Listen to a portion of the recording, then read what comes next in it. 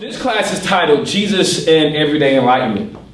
One, because Jesus is my example, okay? Jesus, his story, his life, his examples, it really speaks to me. Of course, I grew up in Christian culture and I heard all about Jesus, so it's only natural for me to gravitate and be attracted to that because I don't have to completely divorce myself from my childhood reality. So I get the benefit, I can just expand it, which is like what my way is in everybody's evolution. It's all about expanding something. I always am hesitant to destroy somebody's foundational beliefs. It's more so build upon it. I'm always the person I'd rather build upon it. Because in destroying somebody's foundational belief, you can if you're not careful, you can destroy that foundation completely. And you can create a collapse of psychotic neurosis. So for me, I was able to, thank God, I was able to build upon my foundation of Christianity, which I've evolved out of Christianity now, and I more so call myself a Jesusonian. And what that means is we just use Jesus as our example. And we just use his life and his faith. So it's the difference between Christianity and the Jesusonians. Christians have faith in Jesus. Us Jesusonians, we have faith with Jesus. So we believe with Jesus what he believed. Christians would just believe in Jesus. Okay, so their religion is a religion about Jesus. Our religion is Jesus's religion that he lived. Do y'all connect that difference? So in this everyday enlightenment, what is phenomenal about me for everyday enlightenment is because I've gone through a lot of different religious phases, and thank God I have a grace upon me. I've had a lot of interpersonal relationships, and I read this about Geminis. They say Geminis don't have circles of friends or groups of friends. They have different solar systems of friends, okay? And it is so true for me. I do feel like I have constellations and solar systems of different interpersonal relationships and groups here, and this one here, and this one here, and this one here. But because of that, I've interacted with lots of minds, lots of people, lots of lifestyles. And when it comes down to it, for me, one of the most important things to me when it comes to spirituality, enlightenment, is how much of what you know, how does that play out in your everyday life? In what I like to use this word I borrowed from a poet, the small incidences and the petty occurrences that happen in your daily life. When it comes to your work, when it comes to your household, when it comes to your friends, when it comes to just driving traffic, how does all of that affect that? The real test of enlightenment is in those small incidences and petty occurrences. Because guess what those small incidences and petty occurrences and trivial things equal up to? Your life. They make up your main part of your life. So if you can have something that can sustain you through the small things, because it's funny, we can sit in this classroom for an hour and talk about all the metaphysical things of the universe and the world, but then we get out of here and we don't know how to deal with what's happening in our house, in our interpersonal relationships, you know? So what is the point if we can't navigate through that? What if we still are stuck in just how to take care of ourselves or what to do when we run into somebody that cuts off in traffic just immediately? So these are the small things that equal to the main part of our life. And true power and freedom is tested and shown to us in what happens in our small incidences. It's the petty things. It's the petty things. It's me this weekend with all of this knowledge, all of these things that I'm teaching y'all and sharing with y'all. I made a decision that led me to a lot of regret, but thank God for his grace. I couldn't say no to a situation. I could not say no. And it was critical. It could have been really critical. It really could have been critical. I knew with everything in me, you don't need to do this. But I could not get the strength to say no. You know, I just could not say no. I couldn't find my no. And so I was thinking to myself, wow, isn't this something? And all of whatever I know, even psychically, being able to see, this is what's going to happen if I do this. I still couldn't say no. So it's almost like, well, what is the point of all of this if you still can't live and operate in it? And so it goes back to different things. So again, one of my most powerful scriptures from the Bible, from Christianity, Paul's versions of Jesus' lifestyle, is in the book of Philippians, where he says, I have learned the secret of being content. I have found that contentment is king. I can do all things through Christ who strengthens me. That's a very popular tattoo, matter of fact, that people tattoo on them. I can do all things through Christ who strengthens me. But the previous line says, whether I'm well fed or whether I'm hungry, whether I'm naked or whether I'm clothed, whether I'm in abundance or whether I'm in lack, whether I'm in need or whether I'm in want, I can be content in all these situations. That's the most powerful life. That's the most powerful person. That person can't be manipulated. They can't be disturbed. You can say, I'm going to take away your mansion, your millions. Okay, that's fine. You can go to them, let's say they used to being broke. You can go to them and say, I'm going to give you millions. That's fine. Whatever it is, they can just go with it. That's power. That's power. And that's what Paul was saying. This is what I have achieved, okay? I've achieved this power that gives me the courage to know that whatever is going to happen tomorrow, I am going to be able to be fine. That to me is the purpose of enlightenment, is to get us to this level of power that no matter what we're faced with, we can just say, all is well with my soul. You want to be my friend anymore? That's fine. You want to be my friend? That's fine. You know what I'm saying? You want to take me to a job? That's fine. You want to give me a job? That's fine. It's whatever it is, whatever will be, come what may. So I really want to focus my lectures on how to apply what Ryan is teaching, what Monty is teaching, what Dr. Rochelle is teaching. How does that look in everyday life? And the good thing about it is we have an example in Jesus. He was an enlightened being who lived everyday situations, and this is how he lived with all of that enlightenment in his everyday situations. This is what he faced. So that's the basis of why I'm using Jesus in the way of everyday enlightenment, because he was an example who mastered this in his journey. So I want to do that through 12 disciplines. And here I go with my computer. The 12. And I didn't even think about making these bigger. I didn't think about how these would see. So I don't know if y'all can see those or not. I can. I don't have my glasses on. So I'll list them out to you. The first one we're going to talk today is self-worth. Next one we're going to talk about defeating resistance. Next one I'm calling it know, be, do. That may change. The fourth one is called honor your temple, which is about health. The fifth one is money. The sixth is make your mind your ally. The seventh one is feel your feelings. If we come back for another 6 weeks, I'm going to go into trusting your intuition, followed by face your fears, followed by befriending your ego, followed by sexuality, which I call a sacral energy exchange, which we talked about. I told you on Wednesday I'm going to do this talk on sexuality. Whoever hang out with us Wednesday night. And then we're going to do the last one, it's called serve your world.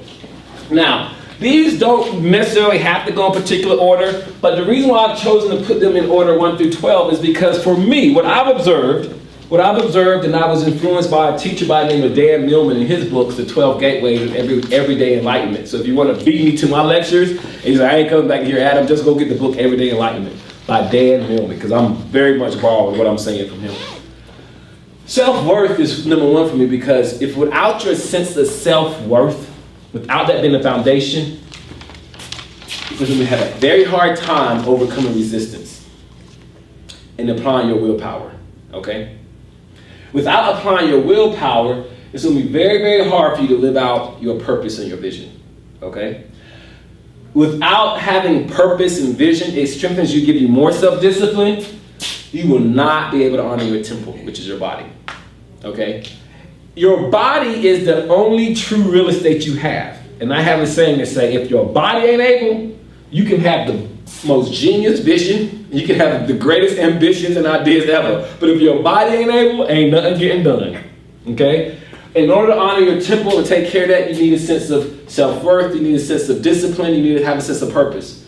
Once you can get your body and your body together and get that under control, now we can focus on money. Money is an acronym for my own natural energy yield, okay? We can now begin to focus on our money and wealth management. Once we get our money together and get understanding about that and get clear, then we can use that extra energy, that rest of that 95% that we spend thinking about money, that now that that's freed up, we can begin to learn how to tame our mind. We can't think about taming our mind as long as we're on money. Because as soon as you try to concentrate on something, you think about what Dr. Michelle said. Every time that phone ring, you know, I have like, oh, is this a bill collector? Who is this calling me? Whatever.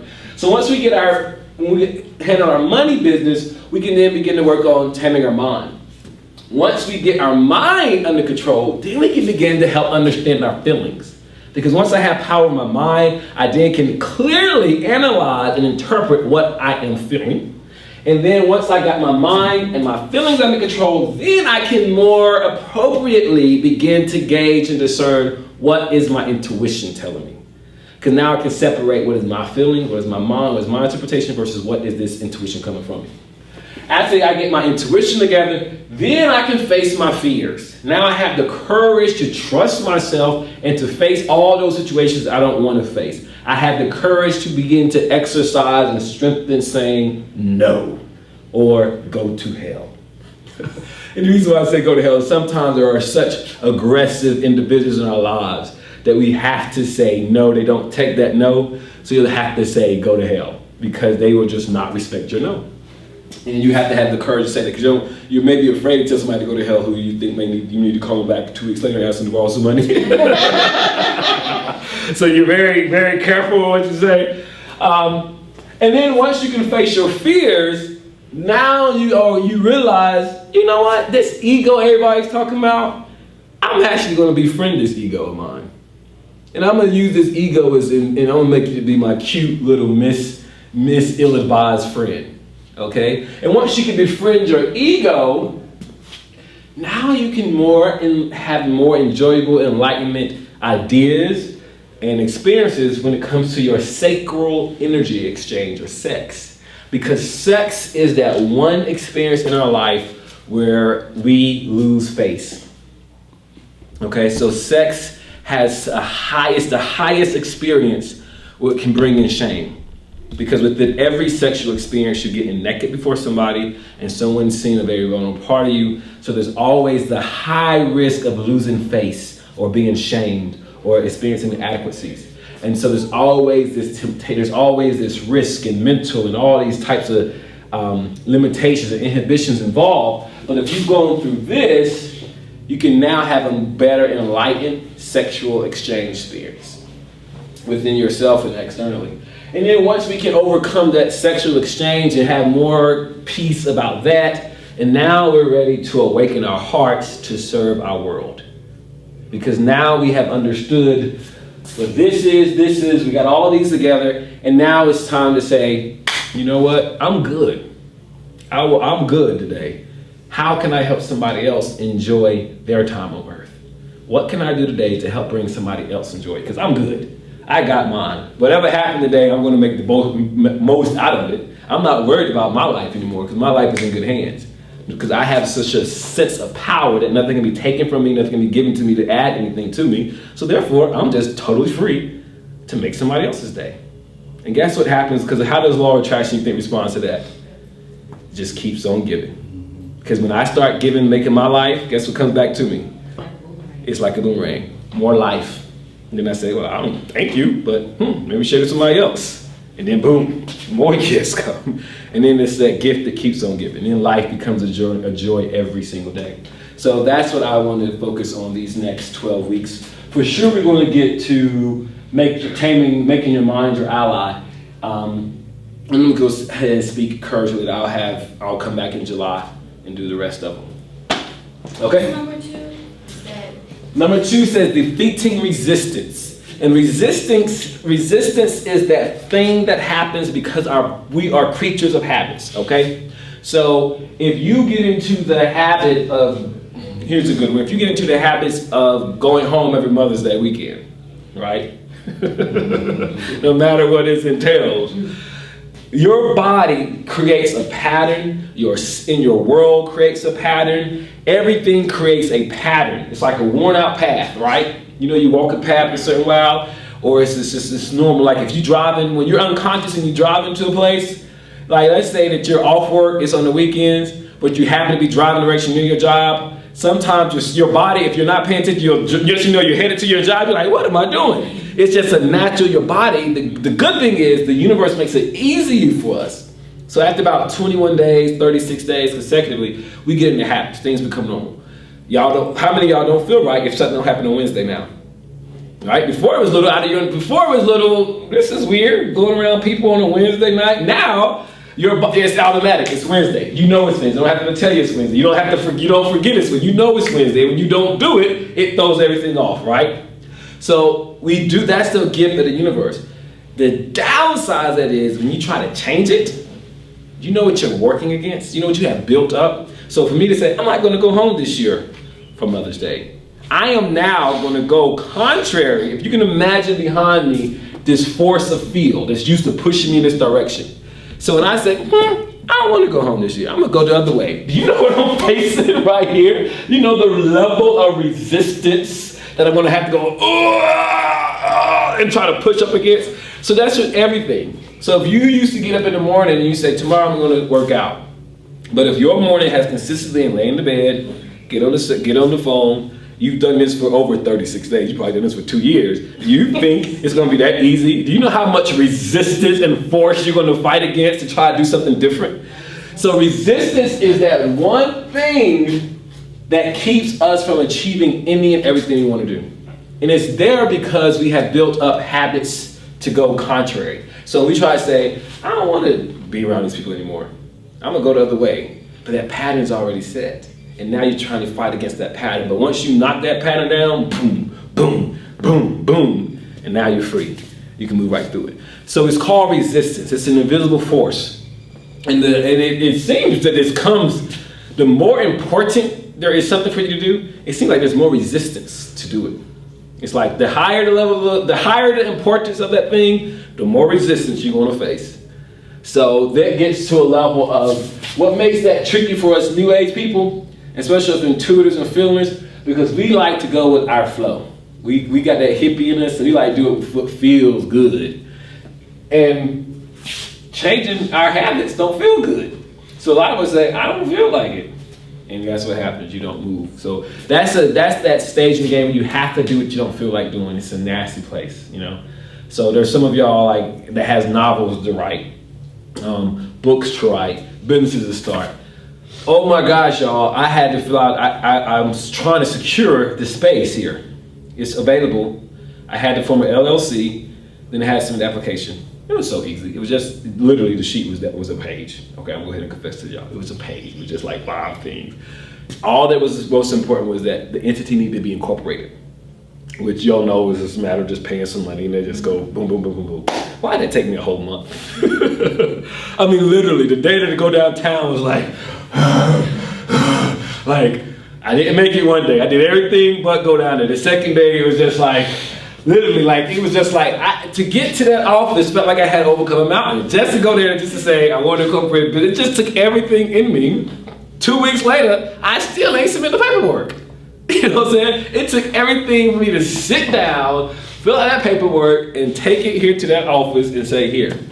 But when I did it, felt so good. But it took all of that time. I don't know why the resistance was so hard, but it was something out of my normal routine. So yeah, overcoming resistance is something I'm such a type of person. I wait for to get a feeling. Okay, when I feel like doing this, then I'll do it, and that feeling don't ever come. And that's why I quit working out, because I'm waiting to feel like it. I'm gonna feel one morning, I'm gonna wake up and I'm gonna be like, let's go running, let's go walking, and it hasn't happened yet. And something that said it ain't gonna happen. You're gonna have to just make yourself do it. And so that's why this is so important at number 2. Because the other stuff, you ain't gonna get to them other stuff if you can't learn how to overcome resistance. And overcoming resistance is so, so critical to when it comes to our self-worth, which is what we'll talk about today. Okay. So today we'll be doing an assessment, and Jesus, it's already 5 o'clock. What time did I start? Anybody know? About 4:15, 4:20. About 4:20? Officially it was like 4:30. It was officially 4:30? Okay, so I'm only talking 15 minutes, good. No, I'm only talking for 20 minutes. Okay. Okay, I'm gonna try to end at 5:30. Okay, so today we're gonna be doing an assessment. Then we're gonna be doing the origins of self-worth, how self-worth guides behaviors, self-worth and an expanded life, how self-worth differs from self-esteem, how self-worth determines our choices, and 3 ways our self-worth is attacked. And then we're going to do some healing exercise. So here's the assessment that none of y'all can see, because of course in my mind, I'm already visualizing a big screen TV.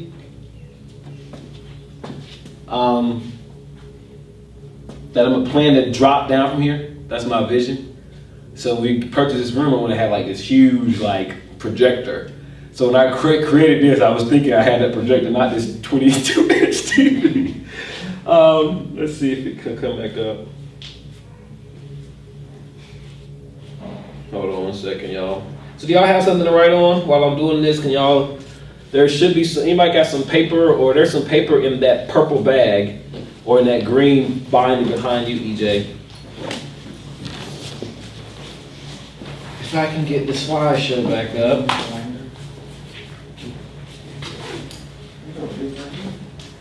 Yeah, I mean, you have to search for it, but there's some blank sheets of paper in there.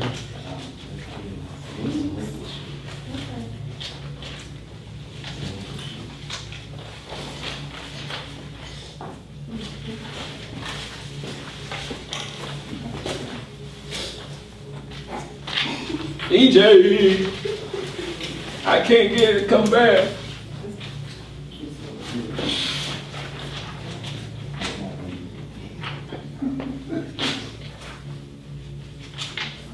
Okay. There you go. Yay.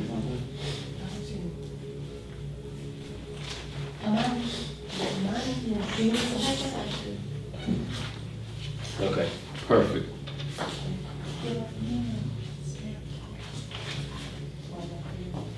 Okay.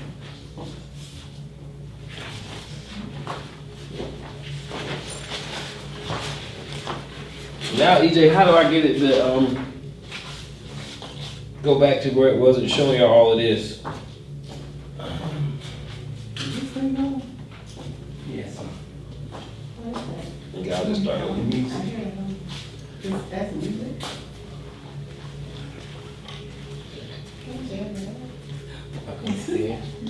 Yeah, I got it now. Thank you. You can cut that music down off. Okay. All right, so here's the assessment. And what I want you to do is just write down the letter that if you can agree with it, or if it relates to you. If it relates to you, write down the letter. If the statement relates to you. If the statement relates to you, write down the letter. A, I find it difficult to receive gifts from others. Okay. B, I feel like my life is a series of one problem after another. C, I have to grind really hard to earn my money and I still never have enough.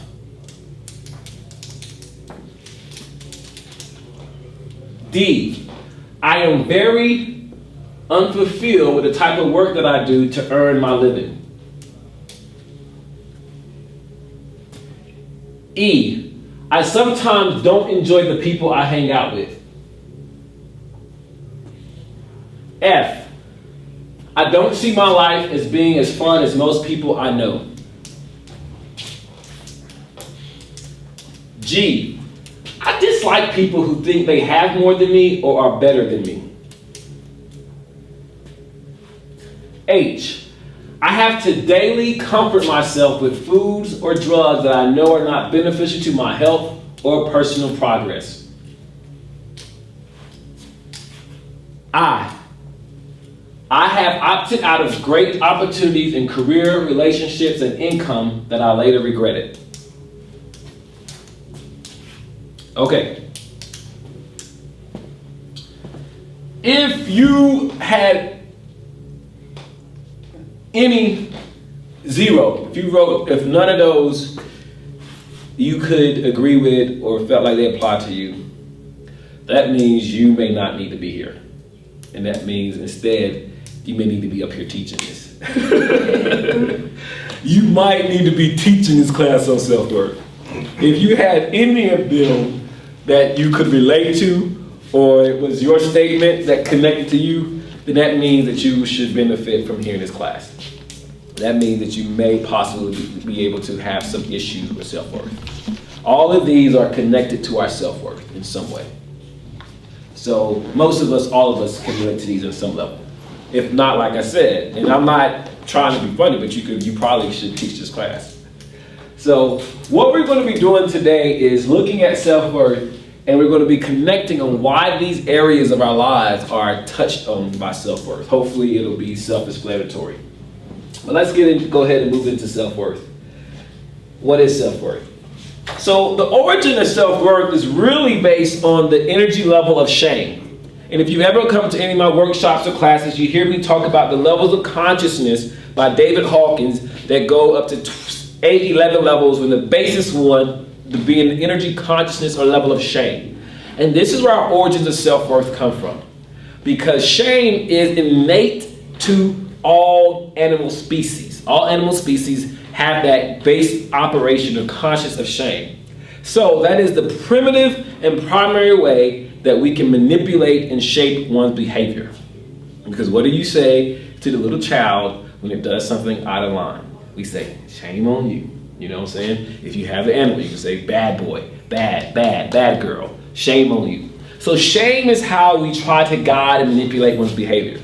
So from the very beginning, you learned, before you could even begin to really truly walk, you would do something and you say, good girl, you're so good. And then you say, bad. So then you begin to see this rating of, I'm rewarded when I do something good, and I am rebuked or reproached or disciplined when I'm bad. So then starts this internal scorecard, all right, that you give yourself. Good checks versus bad checks. And this is based on where we get our worth from. So if we have a lot of good ones, we feel good about ourselves. We have good self-worth. If we have more bad than good, we have a lower self-worth. So when you have a low sense of self-worth, you already have been conditioned that you're punished when you do something bad. Something is released, something is taken away from you. Or you don't get to have something because you did not eat all of your vegetables. You know what I'm saying? And then to your sibling who did them, they say, good job. Look at how so-and-so clean their plate. Come eat some ice cream. And then you have to sit there at the table and tell them my story now.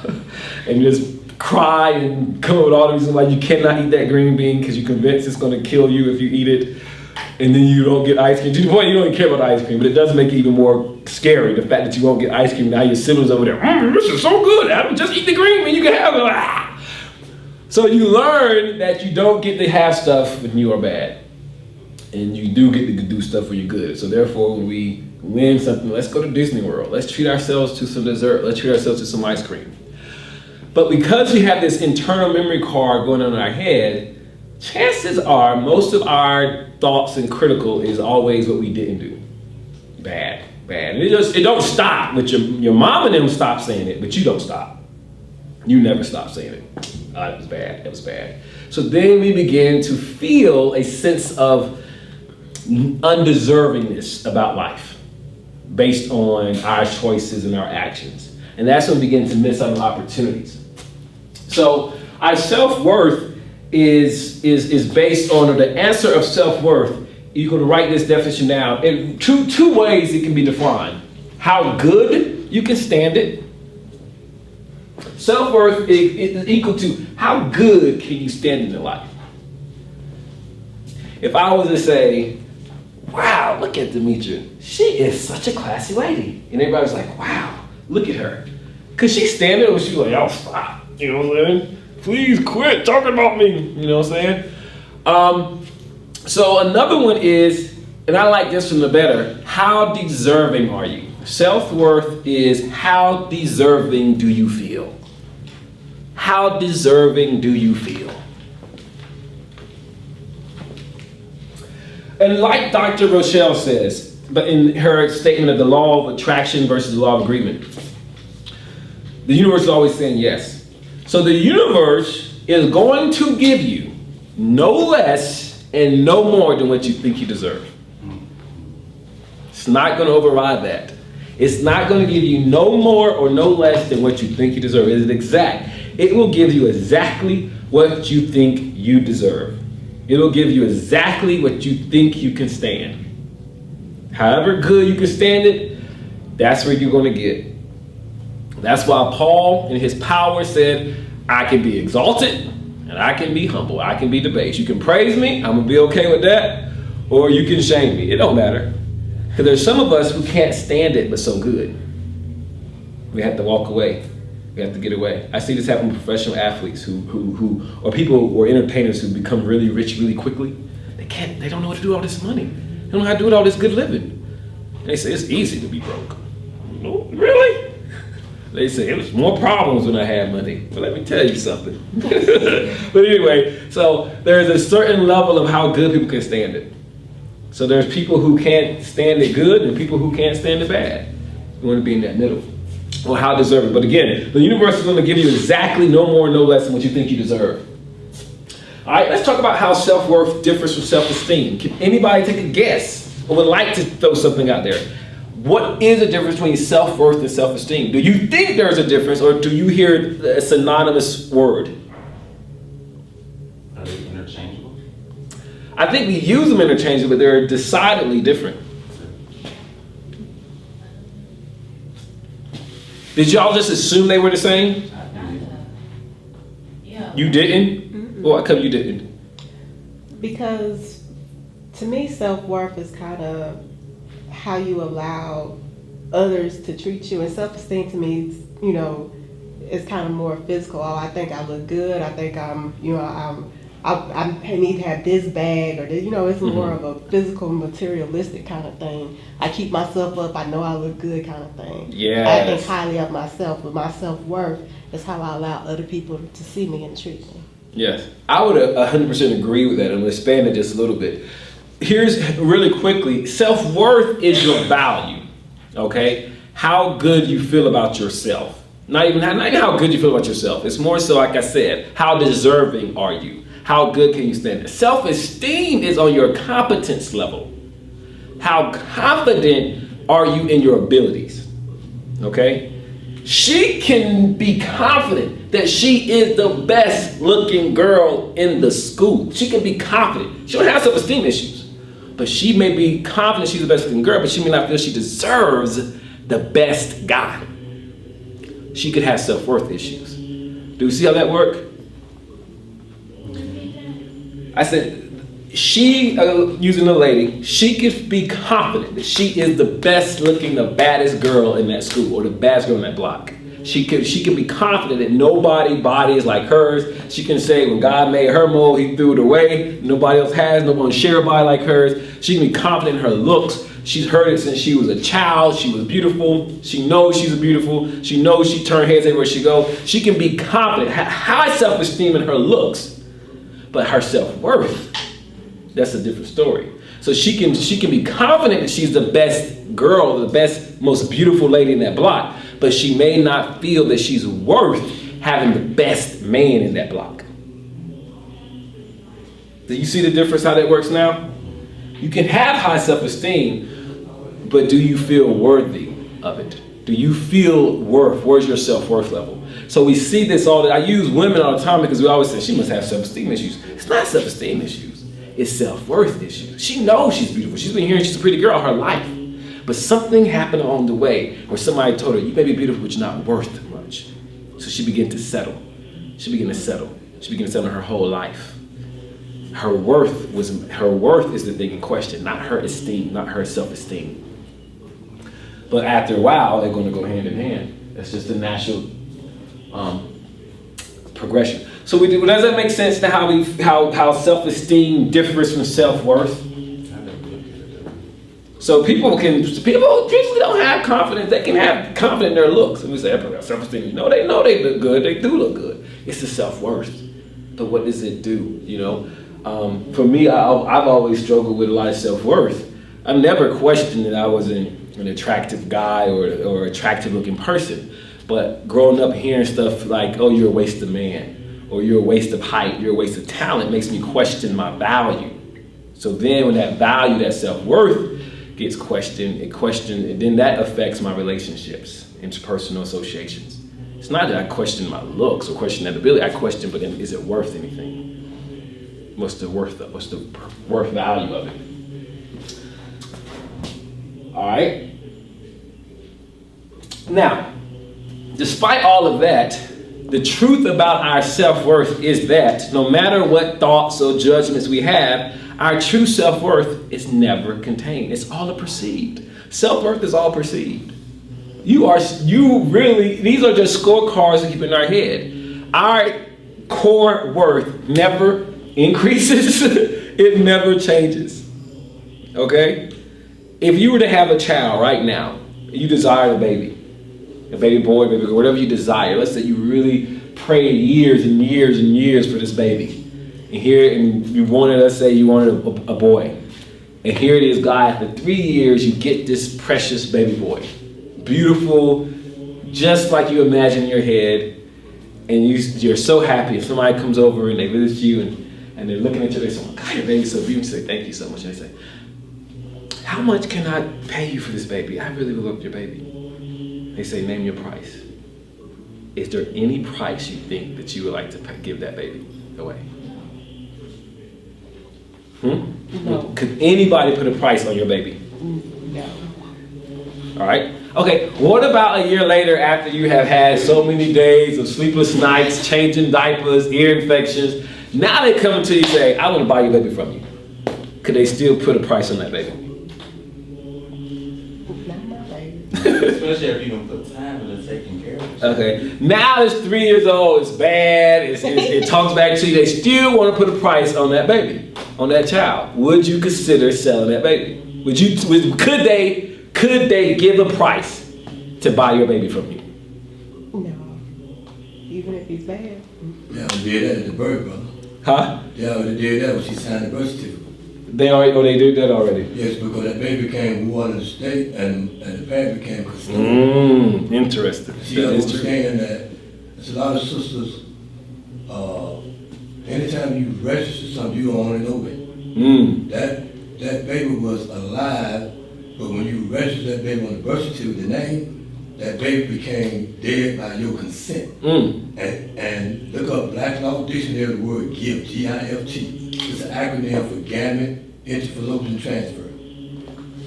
That is a whole different topic, but he's right on that. He is right. That's a whole nother. He is right. Brother speaking some truth right there.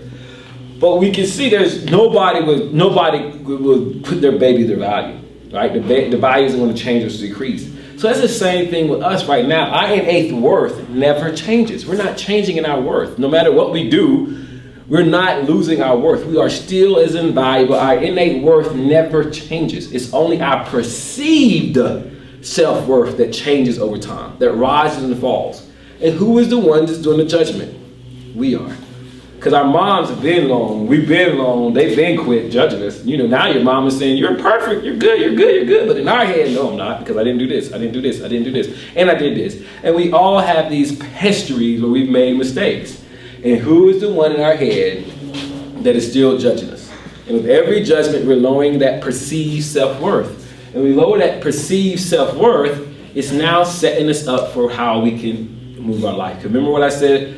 Self-worth is, how the universe responds to self-worth. It's not going to give you no more and no less than what you think you deserve. And when you start doing that judgment in your head and lowering your self-worth, your life is going to begin to manifest it. You're going to not feel deserving of certain experiences. You're going to feel like there's something is wrong. You want to have a self-punishment. We are such creatures of seeking to punish ourselves. This is why when the Apostle Paul wrote that statement, he says there can be no forgiveness of sins or no transmissions of sins or removal of sins without the shedding of blood. Now, he was not speaking of a universal spiritual law. He was speaking of a humanity consciousness law. That's in our sight. We don't release our guilt unless there's some bloodshed. We got to sacrifice something. I used to, this is an embarrassing story. Back when I was in college and I was trying to evolve spiritually, as Monty was saying, I was thinking what spiritual people do. I just would make I noticed a pattern I would make. I would get really cocky, and then I get this cockiness. I would really just engage in language and just behavior that didn't feel right with me. Ego, right? So I said I need to punch myself. Oh, and you know what I did? I decided to burn and throw away my favorite pair of jeans and shoes. And I thought that if I did that, that was going to give me some sense of release that guilt.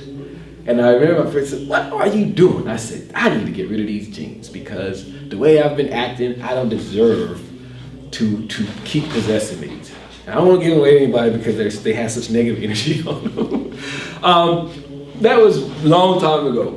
But we still do stuff like that on a daily basis. It's a system of punishment and reward. And so in our human psyche, it's so hard for us humans to just forgive ourselves. You know, we always want to feel justified if we can be punished. So secretly, subconsciously, we are engaging in things where we feel like, well, I need to be punished. We're looking for a punishment because that's how we've been conditioned. So your self-worth is always shaped about the normal pattern is I can get back once I am punished. You know, so I've been bad, I need to be punished, now I can start back over and increase my self-worth. And this keeps us in a circle of sabotaging our lifestyles, sabotaging our experiences, our relationships, sabotaging enjoying life, all of this, and it all is connected to our perceived self-worth. Okay? So it's that perceived self-worth that we're continually doing and sabotaging ourselves, thinking, well, I can't deserve that because I haven't really done this, I haven't done this, I haven't done this. So that self-worth takes away our permission to really enjoy and live a fulfilled and expanded or abundant life. Although the truth is, our self-worth has never, ever truly changed. It's only our perceived self-worth. We are still as valuable today as we were when you were born as a baby, whether no matter all the other stuff you've done.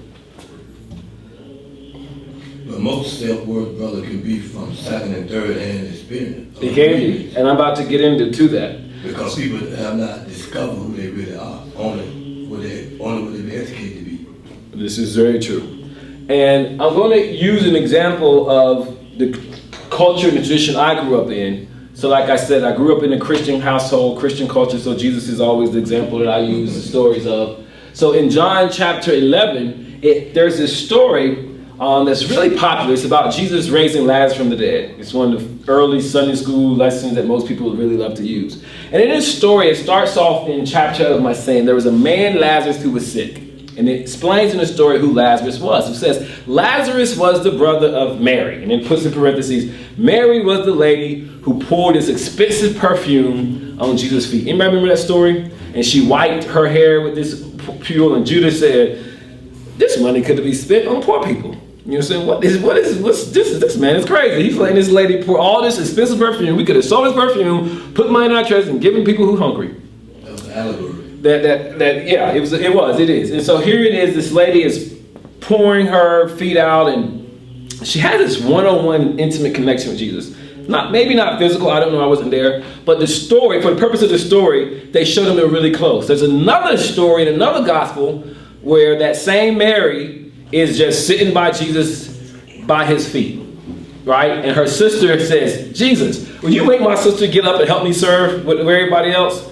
Because I'm in here working to take care of everybody, and she's just sitting here by your feet. And he says, hey, this woman has chosen that which cannot be taken away from her. You'll have all this your whole life, but I won't be here that long. There was something special about Mary. So that's why when they told this story, they set up by saying, this is Lazarus, Mary's brother. This woman who we know throughout the story had this special one-on-one intimate connection relationship with Jesus.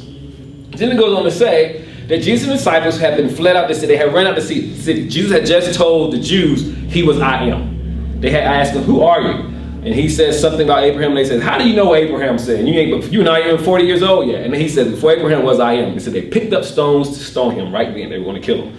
So him and his disciples had to escape out of town. They leave him. While on their way out of town, they get word, Mary's brother Lazarus is sick. And he says, it's cool. This sickness won't end in the death. So the disciples say, okay, cool. We getting out of here. Good. Because we ain't want to go back to that city anyway because they're trying to kill us. So they move on out of the city. And then 3 days pass, and they're just there. They don't know what is going on. Because that shocked the disciples too when Jesus said that. They thought to themselves, what in the world have we got ourselves into? This man just proclaimed himself as God. So they are already a little on edge already. Then Lazarus is sick, and he telling them, don't worry, he'll be fine. So 4 days later, he says, hey, y'all, we're going back to Jerusalem. And they says, what are we going? Wait, we're going back there for? They just tried to kill us. He says, well, Lazarus is sleeping. So Thomas, who's a comical apostle throughout the story, says, Well, if he's sleeping, that means he's resting well. I think we should let him sleep in peace and rest well. And he says, no, what I mean is he is dead, and I'm glad that he's died, and I'm glad I wasn't there. We're going to go back. And they say, is this man crazy? So they're all just dumbfounded, like, are we going to go back? Now they've gathered more people to find us and kill us. And so Thomas says, okay, y'all, let's all go back to Jerusalem and let's die with Lazarus. Because if we go back in that city, this is a death trap. And now they're all questioning, this man is crazy. And Judas is probably this time really planning his goodbye exit. He's like, I have had enough. This man almost got us killed. We escaped. Now he said, let's go back to the city. First of all, he said Lazarus is dead. Earlier, a few days ago, he said Lazarus will not die. Now he's saying he's dead. This man is crazy. Jesus is fully aware he has lost. He knows now he has lost his disciples. He's lost them. He lost them probably weeks ago. They're just with him now, as they said. He asked them, why are y'all with me? They said, we ain't got nowhere to go. We done left off for 3 years. We kind of like, now we're just here. He says, I know, I just want y'all to know that. So here he is, alone, by himself in thought. He goes back to Jerusalem, and the servants see him coming. So Lazarus' other sister, Martha, the same one who the other time said, hey, get my sister, she's not helping me. She sees him from afar, so she runs to him. She runs there to him, and she says, Jesus, if you would have been here, my brother would not have died. This is a little sideways, you dirty bastard. You know what I'm saying? This is what she's saying. She's saying, we done sat here, because Lazarus and his sisters were rich. They were rich. So they were his supporters. They were his financial supporters and backers. So she's saying, we sent word. I know we sent word. Because the messenger told us that they went and told you Lazarus was sick, and you told him he wasn't going to die. Well, guess what? He is dead. And you weren't here, and you could have prevented it. And you claim to be our friend, and you claim to be his friend. She didn't say all that. She just did this. If you would have been here, he would not have died. And then she fall down crying and blah, blah, blah, blah, blah. And then he says, woman, your brother will live. Didn't I tell y'all about the resurrection? And she says, oh, this man's crazy. Yeah, I know that resurrection, blah, blah, blah. You said we'll see him again. But the point is, my brother ain't here. You could have prevented it. You raised everybody else from the dead. We the one funding you to do that. And then now he dead and you ain't show up. So she just says, he says, well, only believe, sister, only believe. And she just like, I am so over this man. And she says, I know what. She tells the servants, go get Mary. Go get Mary. He'll respond. He ain't respond to me. He'll never respond to me, she said. He'll respond to my sister Mary. So she says, go get Mary and tell Mary the master's here. So Jesus says, and then Jesus says, where is Mary, by the way? Now, in his psychic mind, he must be saying, I've lost my disciples. I knew Martha wasn't with me to start with. I know, and by this time we've already seen the story. He's always lost his parents. They've been said he's beside himself. They wrote him off years ago. Okay, they wrote him off years ago. So here he is. He's lost his parents. He's lost his disciples. He knew he didn't have Martha. So maybe this Mary, maybe he's saying maybe she didn't come because she knows I got things under control. Maybe she's confident that something happened. Maybe she's not even worried. Maybe she's just like minding her business. I don't know. But he says, where is Mary? And they say, oh, we'll go get her. And then Mary comes out. This is the one who's by his feet, always bound. And she looks up and she comes in and she says, if you would not have been here, if you would have been here, my brother would not have died. And then the smallest verse in the entire Bible says what? Jesus wept. Now, why do you think he was weeping? Was it because he loved Lazarus so much and he was upset Lazarus had died? He was weeping because at this moment now it is revealed to him he is by himself. They have tried to shame him, and now this Mary who he just knew, this is your friend who you know, and everybody else thinks you crazy. You can always call this one person, just vent, and they're gonna say, girl, you fine, you good. But when they say, maybe you should go see the doctor, now you're like, oh, what? This is my one last support. It hurts. So it says Jesus wept. Okay? Then the people look and said, oh wow, he must have really loved Lazarus. You know what I'm saying? He's crying. And then he can't even dress her anymore. He just says, where did y'all lay him? And then Martha, that one character, said, he's dead now, he stank, the body stank. Why you want to know where he at? We told you if you would have came 4 days ago. It's been 4 days since he dead. She just goes off and on a tangent. And now he's walking, and then the people there say out loud, someone says out loud, if he's such a good friend of Lazarus, and he'll be from the dead, and he opened their eyes, why he let Lazarus die? And it says, once more, Jesus was moved with emotion and he cried again. Because now he is so hurt. He's so shaken up. And his humanity is now showing. But he goes, and we know the story. He says this prayer. I'm saying this out loud so they can hear me. Lazarus comes forth, and then Lazarus comes forth. And they shouting, and he just walks away to the side. He leaves, and that's how the story ends. They all, oh, Lazarus, come back in. And it says he just leaves. He's hurt. So from that story, what we see is 3 ways our worth is always attacked by shame. Shame is that whip. All right, shame is always that whip that's going to destroy our self-worth. All right, so the first one, we're always attacked on our decisions, okay? And that whip and that shame is from ourselves, okay? Why did you make the decision? What are you doing? That was a stupid decision. That was so dumb of me, we say. Okay, when we're doing this, we're already attacking our self-worth. We're shaming ourselves with our decisions. Just like they're saying, why did you decide not to go to Jerusalem? What are you doing? Now it's attacking our decision making, okay? The second thing is, when we see that sister came, and the sister saying, says, we're hurt because our brother is dead, and it's your fault.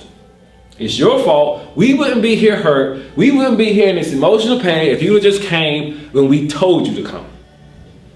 So the second way we're always attacked with that shame is other people's feelings.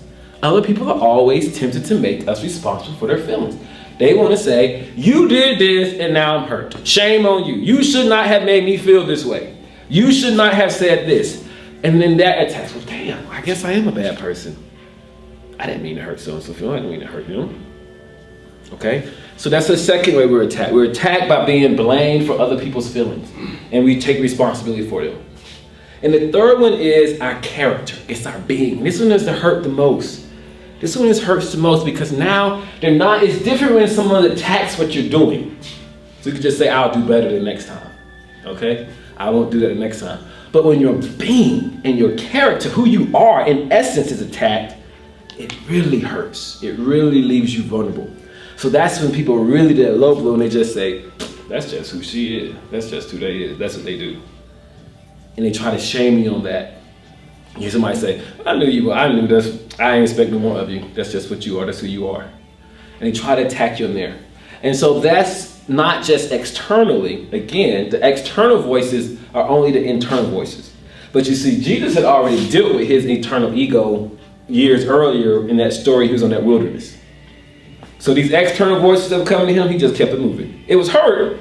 It ain't going to front. It hurt him. Emotionally, humans are made for understanding.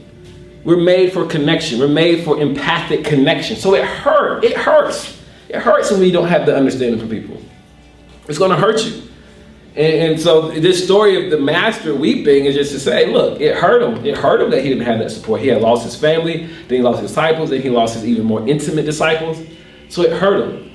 But what he did was he looked up and he said, my Father, my source, okay? I know you hear me. I'm only saying this for them. We good.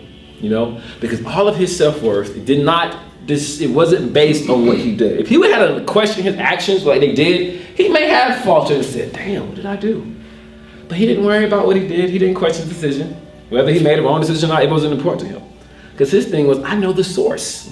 You know what I'm saying? There isn't really a right or wrong decision, because whatever I do, it's going to work out in my favor. I'm not questioning my decision. I'm not worried about how I made you feel, because you got to take responsibility for your own feelings. I get that you hurt right now, but I also get that your feelings float here and there, so I'm not going to let that bother me. I'm just going to now turn all my eyes, all my attention to my source and to my center, and I'm going to base my worth on that, and I'm going to keep it moving. And we see not only did he benefit, not only did he grow, but it also brought him in direct, then they praised him, they worshiped him, it brought somebody back to life. So when we have our source and our center for our worth, and that's when it comes to, I'm using this example to say, for our worth, the only really thing that we can do to overcome that shame is really having a personal spiritual experience. Whatever your faith is, whatever your religion is, whatever your discipline is, whatever it comes from, the key thing is going to keep you in your worth, keep you with that high sense of worth. Because I'm going to tell you right now, next week you are going to make a bad decision. Okay? You can guarantee it. You are going to do something that is going to offend somebody. And you actually really could be warranted in saying, you hurt my feelings. So if you're going to say, okay, I'm not going to make no more bad decisions. I'm not going to offend another person of my time on the earth. I can tell you right now, you setting yourself up for a lie. Okay? You're going to make a bad decision and you're going to offend a lot of people. And if you're empathic, like some of us in here, you're going to feel it. And that's what really hurts the empaths. This is what Jesus is crying, because it's not only that, it's not just somebody coming and saying, you hurt my feelings, but for me, I feel what they feel. And then I can feel that pain, and they saying, you feel this pain? That's what you just did to me. Back in the day in college, we started this trend, and we would take a piece of paper up, and I'll say something like, I used to do this little joke, and I'll say, somebody would say something to me, and I would say, and then I'll say, held that paper. And I'll say, crush that paper up. And I'll say, that's my heart. Or I have somebody, I say, step on that paper. And I'll say, that's my feelings, And it was this ongoing joke we used to always do. But when you're empathic, that's what it feels like. Because you're feeling that pain of that person. You can feel that hurt. And then for that person to say, you made me feel this, it's like, oh my gosh. But we can't avoid that. We can't avoid that. So if we try to avoid it or we can't do it, it's going to constantly cause us to lower our self-worth. When we lower our self-worth, we know that vicious cycle that happens. Then we start feeling undeserving. We're feeling undeserving of anything. But if we can have this personal spiritual experience, I love this Psalms 103, that in the Old Testament, that Psalms 103 says, he fills our desire with good things and renews our youth like the eagles. So it's this sense of, through this personal spiritual experience, like Jesus had, he said, I know you hear me. I'm not worried about these other people, because I've already heard you say to me, I'm your beloved son in whom you well please. He ain't this before he even started his ministry, right? So if you go back and read the gospel, he ain't healed one person, right? He ain't died on the cross yet. But this voice says, this is my beloved son in whom I'm well pleased. And he knows that's never changing. So when you have this personal spiritual experience, through this experience, it exposes you to a divine lover inside you.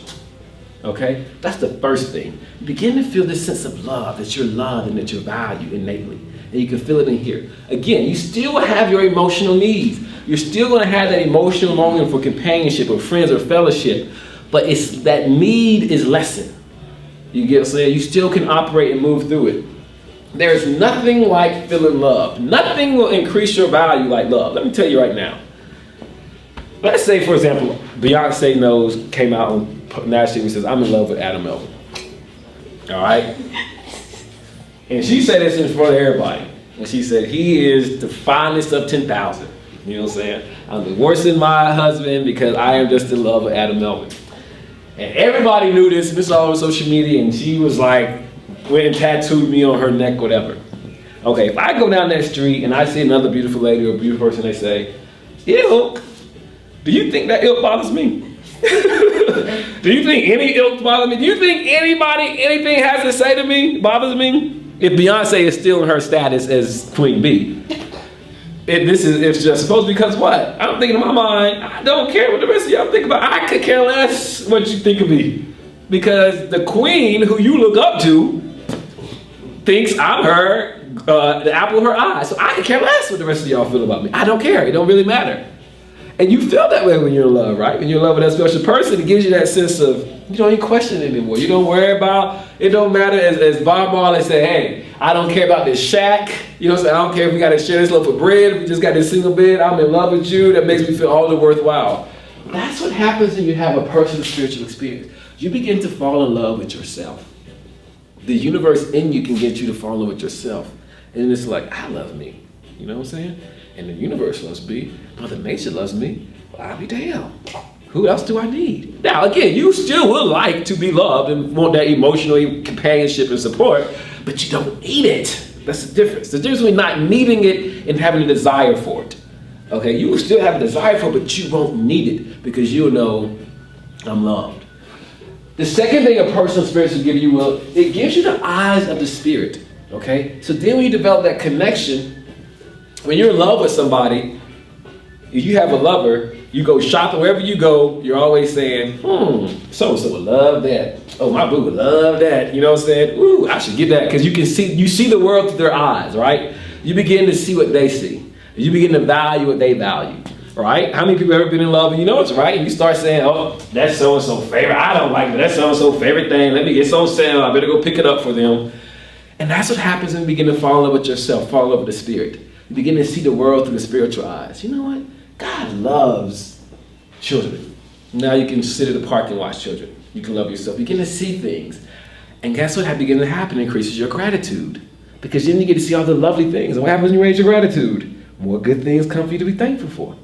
And it has this vicious, not vicious, but this beautiful cycle. And then when you begin to see the eyes of the Spirit, then you begin to have the wisdom of the Spirit. Because if you live with a person long enough that you're in love with, you begin to think like them, right? And then people will say, you've been living with so-and-so too long. You think just like them now. And you begin to think like God. And then you begin to think like God and think like the Spirit, the lover of your soul. You begin to see the beauty in everything. You begin to see the connection in everything. And then that increases more gratitude. That increases more sense of wealth and abundance. Because now you feel overly wealthy. You see a penny and you're so happy. Oh, wow, look at this abundance.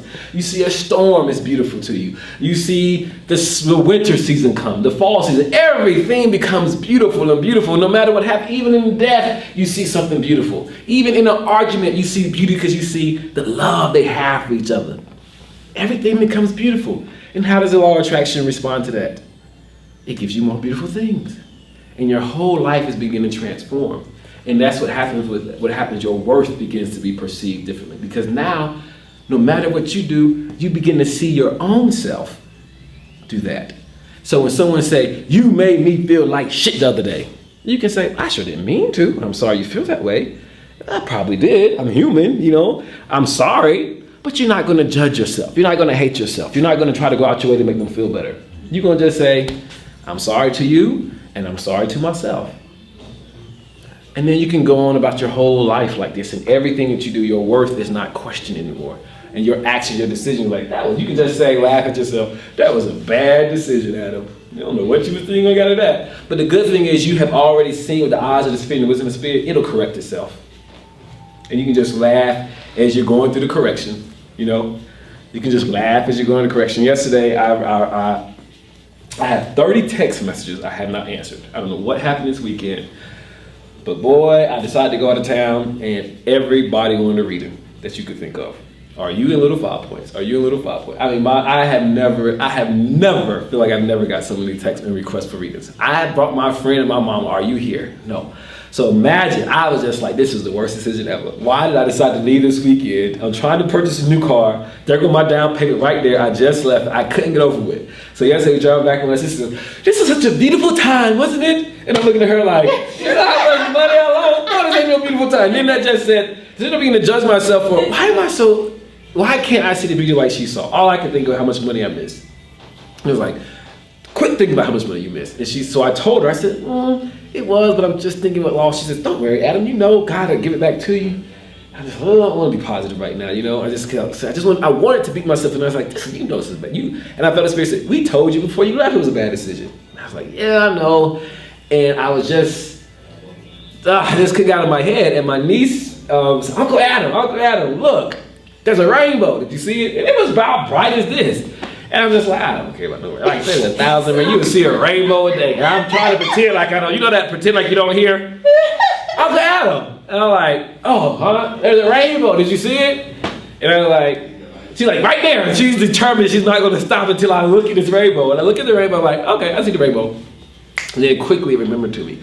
A long time ago, I was just into looking, finding the meanings of everything. About 5 years ago, I just looked up what rainbows meant. And in the wise old traditions, based on the same story of the Bible, it was that you're in judgment, release judgment. So I told somebody years ago, whenever you see rainbows, that means you need to get out of judgment.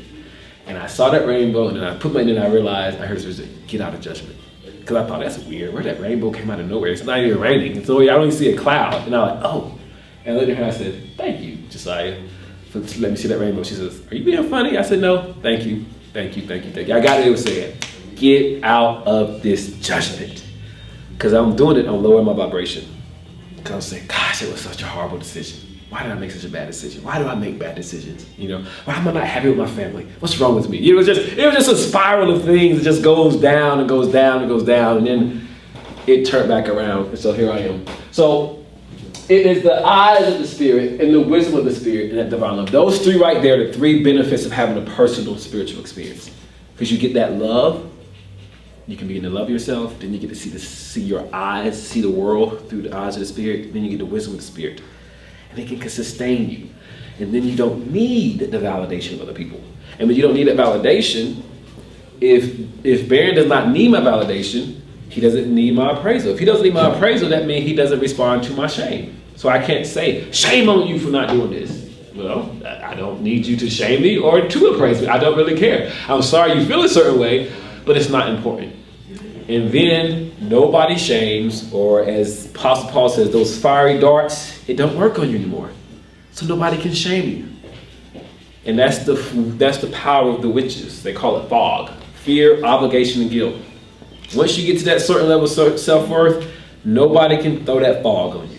That fear, obligation, and guilt, it don't work. You can just look at them like, what are you, I don't, and that's what they did to Jesus. They kept trying to do to him.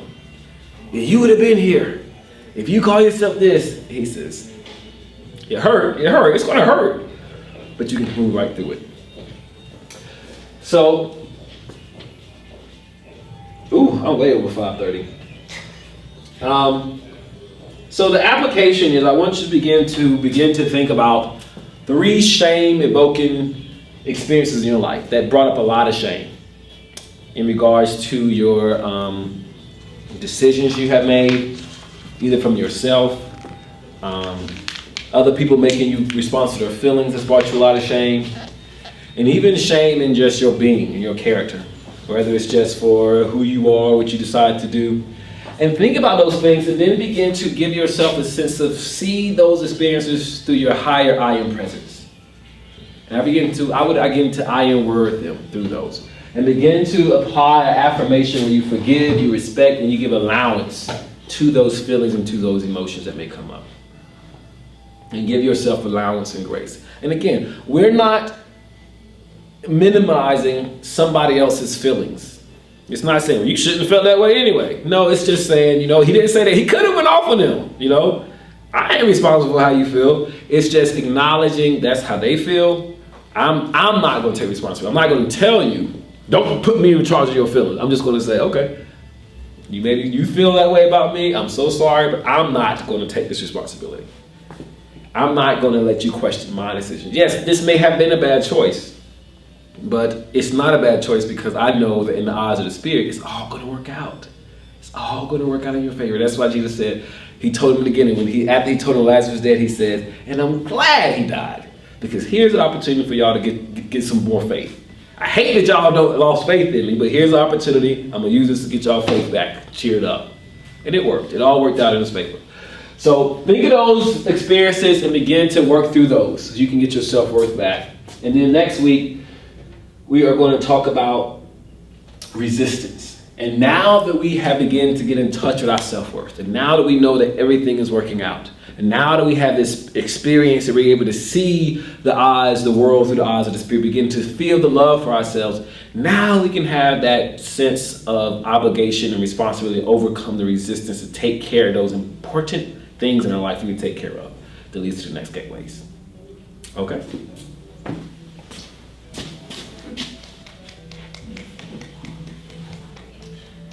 Any questions or comments or insight anybody want to share? I was listening to you and you were talking about making bad decisions, and because it always works out, I don't think there's any bad decisions. Absolutely. You perceive them to be bad. But the universe is like working overtime to make sure that your decisions aren't bad. Absolutely. And if you learn from a lesson, it has to become even more so beautiful. Exactly. And I did I was really enjoying you speaking about, because I didn't even know that I had gone through that process until you just mentioned it, seeing things through the eyes of source and then having the wisdom of source. And I do see beauty in everything. It's funny because I actually have a lot of respect for the homeless because I feel like they have made a decision, a choice, not to live by the rules of society. And that's their right. And it doesn't help them for me to feel sorry for them. or to feel like they should be doing something different. And it's funny because I had a conversation with somebody when I was on the way back over here about homeless dogs.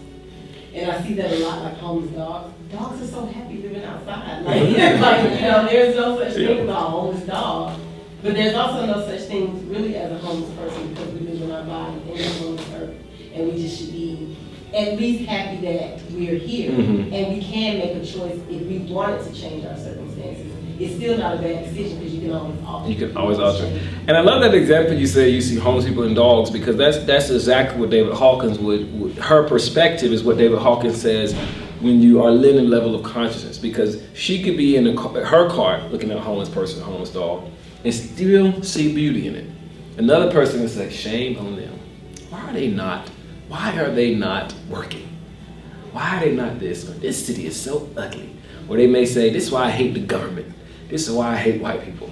And so that same two people looking at the same picture, and one of them triggers one type of thoughts, and others another type of thoughts. And our thoughts are creating a vibration. And the universe is responding to your vibration. So if you begin to focus on the ugly in the world, you're going to just manifest more ugly. You can focus on the beauty in the world, and you're going to just manifest more beauty in your own life. And that's how that law of attraction works. So that's why having that sense of self-worth and beginning to have not even that sense of self-worth, but really going back to that personal spiritual experience is really begin to get you in contact with the spirit and to get you to feel that love inside yourself, for yourself, the eyes of that spirit, and then that wisdom of the spirit. It will revolutionize your entire world.